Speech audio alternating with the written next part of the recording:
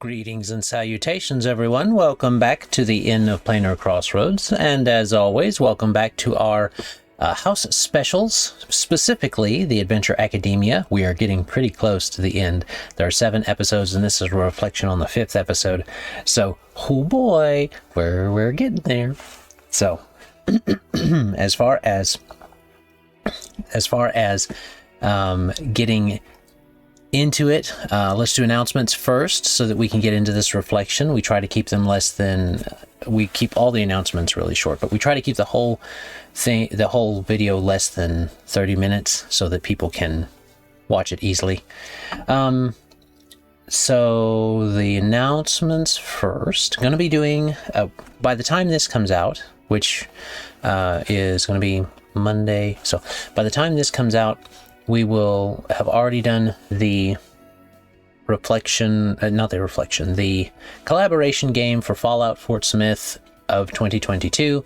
I try to do it each year, and it was done this time over as a collaboration with the folks over at Avenue Studios. So that was fun. I had a fun time, and Kristen really likes the Fallout games and stuff, so it was fun having them get to do those different things and have fun with it in that universe that I created using Fallout as an inspiration for a Fort Smith area, which is not far from where I live. So it was fun. Go check it out over on their webpage, over on their channel if you want to, on Rumble or on YouTube. As far as other announcements, I'm going to be doing some more collaborations with them in the near future, so you should be able to see that soon, but we'll see. We will see on how it all plays out. I'm not sure when they get released is what it is, so hopefully you get to see them soon. I think that's all I really have for announcements. Eventually we'll have, at the end of the year, our announcement for the next giveaway that we're going to be focusing on, our next milestone to focus on in 2023. So you can check in on that later this year. Let's go ahead and get into the reflections now that we've recorded for, a little bit, just a couple minutes or two. So, reflection on episode 5, and this was titled In the Belly of the Beast for obvious reasons. Now, we did the flavor text last time, so I won't redo it again this time.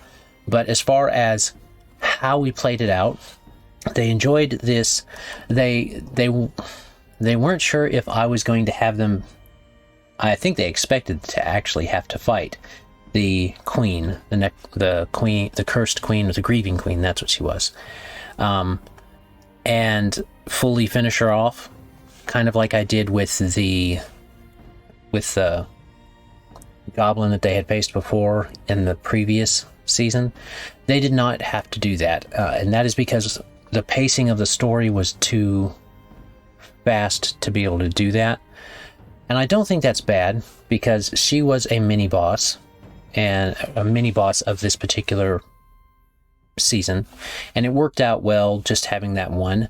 But I did like telling the story for them and having them figure it out. I think as I'm able to add more art into it, it will capture their imagination a bit better. Because right now I'm having to explain things rather vaguely and quickly. If this ever becomes a full-on setting type of thing, we probably would have to expand this out quite a bit, because I'm doing 6 seasons basically, 2 for Grum, 2 for Rhexis, and 2 for Yartzhiet, which means 2 for green, 2 for red, and 2 for yellow dragon. So we will see how it all plays out, but I'm if it works out well and people enjoy it, we'll probably have variations on this, where one is the simplified version for kids, and then the setting itself will be there for those that want to play in it. And hopefully I can use this as a jumping off point to do more content for y'all. But that aside, those plans for the future aside, the kids enjoyed this focus on the description, I think, of what happened when they attained it, when they attained the Dragon's Bane. I think they were expecting different things I don't know I don't know exactly what they were expecting, aside from probably having to continue the fight with the queen. But it's interesting to see. Now, as far as the challenge for this time, for the last time, the encounter portion, they had a lot of, I think they enjoyed the making their way through and getting to the barricade that kept them from getting to directly where they wanted within the fortress. So how it ended up playing out is I started right up with them having breached the fortress and they're fighting goblins. And instead of having them constantly fighting goblins, which was not viable, we would not be able to get any progress done having to have them continue to face a bunch of goblins over and over again. I did a combat challenge, and then an exploration challenge, and they also had a perception check in there as a challenge. So they had 3 challenges to overcome in this one. And that's how I worked it. I had them rolling for those different things and deciding where they were going. Now, for the older group, I kind of gave them a choice on where they wanted to go. I said, where you want to go? You want to go up, down, heart, head? Where do you want to head in this fortress? And I think that they were a little paralyzed by choice. So when I offered heart or head, some of them thought they should go to the head, two thought head, 2 thought heart, and so we ended up having to flip for it.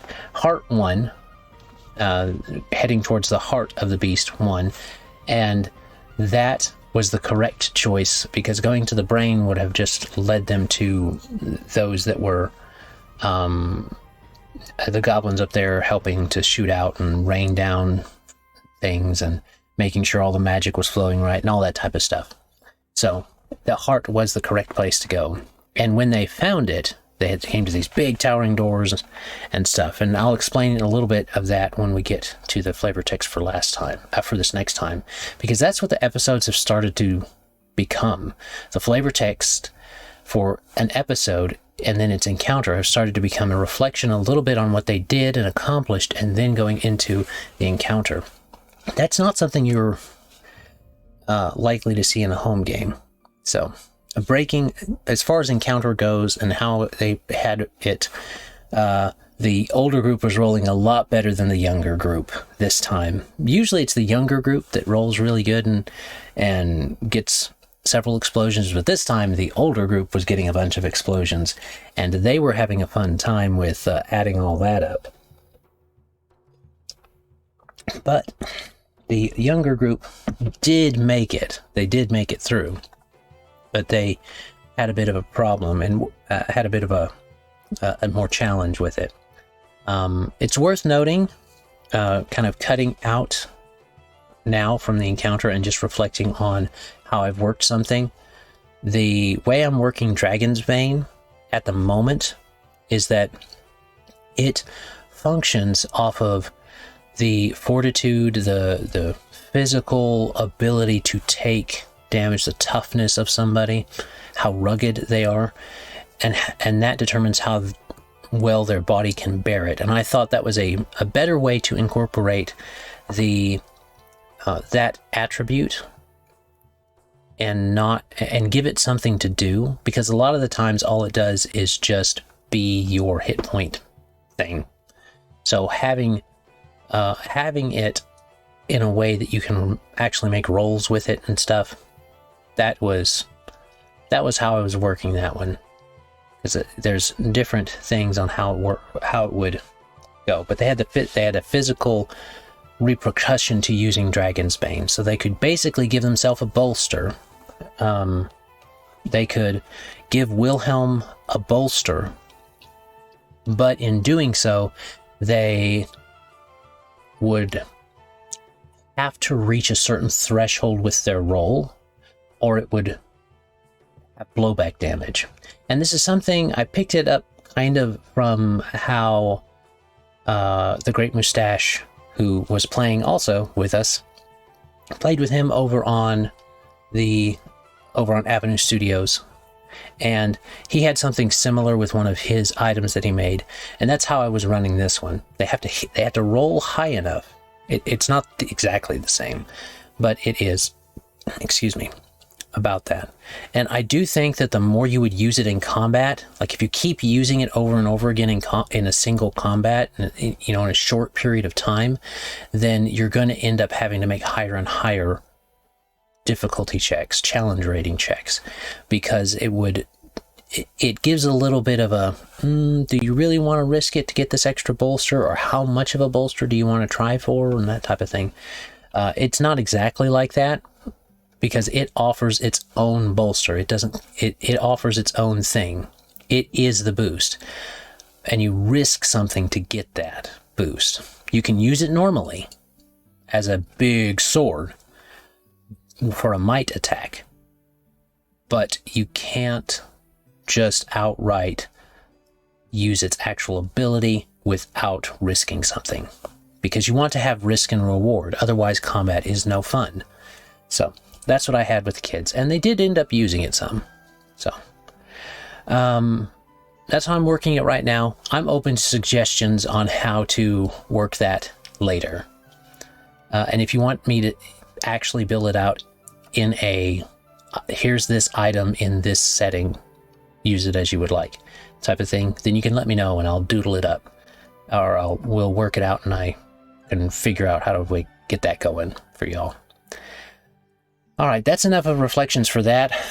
We're about at the midpoint on my recording, I think, but edits out right. Let's get into the flavor text for episode 6. Episode 6, The Heart of the Fortress. Maximilian could hardly believe what he was seeing.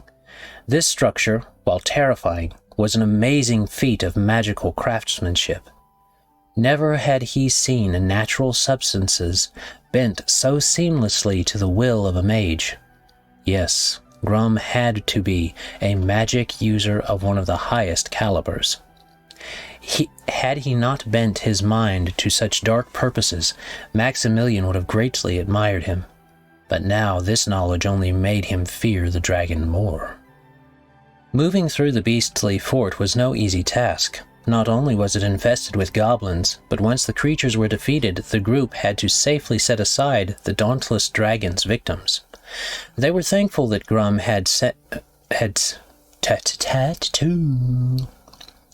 Moving through the beastly fort was no easy task. Not only was it infested with goblins, but once the creatures were defeated, the group had to safely set aside the dauntless dragon's victims. They were thankful that Grum seemed to have sent the majority of his forces out to face the Liberation Army. Otherwise, this strike against him may have faltered.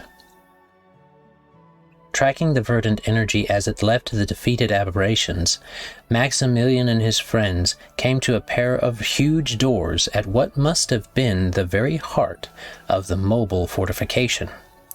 Embossed with the face of Grum, and made of exceptionally hard, thick wood, these doors posed a serious obstacle. They all looked to each other. Determination filled them. They had come too far to be stopped by a single set of doors. Focusing all that determination, they breached the portal. What they saw as they entered was not what they had expected. So there we have it. And this is something that sometimes these get written when I am sometimes things come up just when I am playing with the kids. And these doors were one of them, because I needed to present an obstacle that was also there for them to overcome. And hopefully, it's not necessarily to pad it out. It does present a logical obstacle. But they handled it really well. And like I said, this was one of the times that they rolled super high and were able to take care of it pretty easily. So that's why I went ahead and incorporated it in this reflection instead of in the encounter description itself. In the encounter description, I decided to reserve for describing the room that they're going to be in, because they will be in this room now and most likely when they come to episode 7 to actually vanquish Grum, as that's the plan. All right, let's get into the encounter flavor text. Within the heart chamber, suspended in its center, was Grum the Dauntless. The thick vines which attached him to the walls and ceiling pulsed with the same green energy that seemed to make up the goblins and move the fortress. Directly above Grum, embedded in the ceiling, was a green orb that appeared to be housing a golden artifact of some kind. Grum's 4 eyes were closed in intense concentration, and he didn't...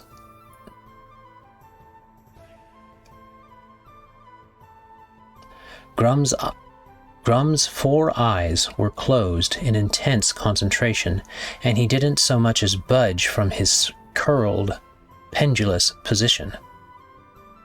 Around the chamber seemed to be specialized goblin creations that he must have made specifically for tending to the mystical machinations that maintained the monstrosity. Thankfully, they didn't seem to be crafted for combat. After defeating the magical technicians and making safe the victims, the group began trying to figure out how to stop the Green Dragon's rampage. It seemed that while attached to the stronghold, the perverted magics emitted a protective field around him. Severing the connection to the power that Grum was tapping into with the artifact above seemed the obvious first step. However, Maximilian knew this couldn't be done haphazardly. Should they cut the couplings in the wrong order, the energy may repair them, release harmful waves of power, or lash out in attack. Caution and discretion was necessary. So there we go. That is the encounter text for this next time. Hopefully the kids will be able to work it out and get a little bit of fight in with Grum. I'm not planning to make it overly complicated on which ones need to come out first, but it's going to be more of the idea that they need to figure out which ones it is, and once they have that, then they can go ahead and get those done and then fight Grum some. That's the idea. I want them to get him detached and have a little bit of a scuffle, maybe 1 round, 2 rounds. So hopefully it won't take too long for them to get through the vines and make their decisions on which ones.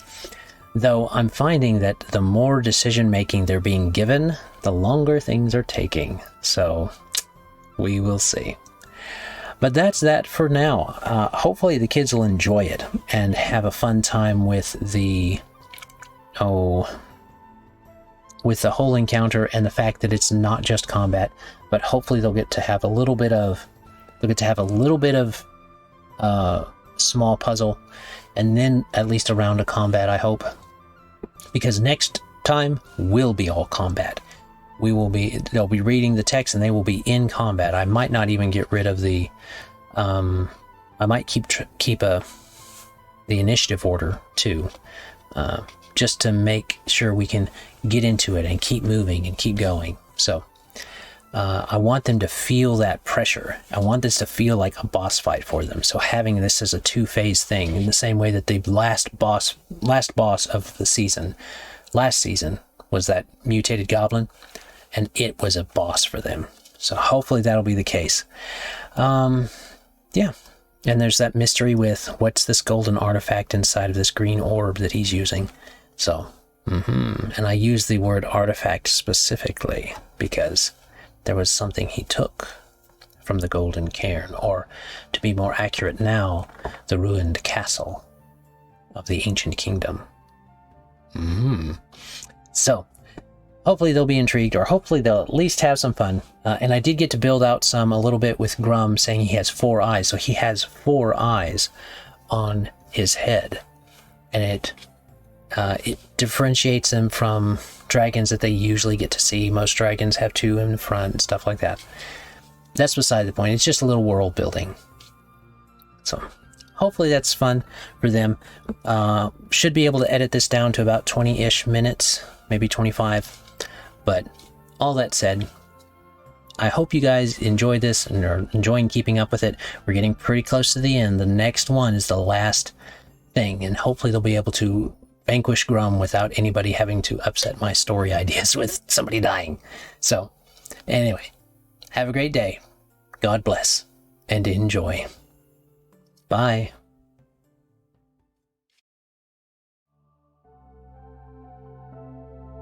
This content was made possible by travelers and viewers like you.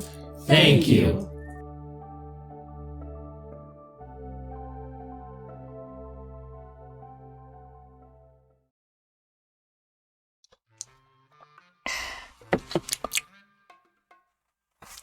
Drinking a flow. That Grum seemed to have. Let's start that over.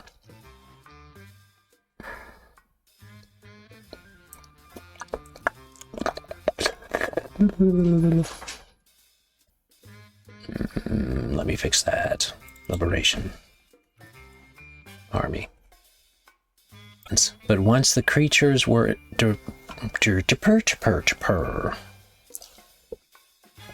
it's also a repeat. Let's do just they. That's one of the good things about this. It keeps me on point with my typing, with my wording. Okay. If I read my own writings correctly. Suspended in its center was the Grum. See, that's why I reread these, so that I can rewrite what needs rewritten. In the ceiling was a green orb. Okay, let's actually read it well. Not really happy how that's worded. Let's retry that. Should they cut them? Should they cut what? The vines. Sure, I'm not going to make this super complicated, but cat.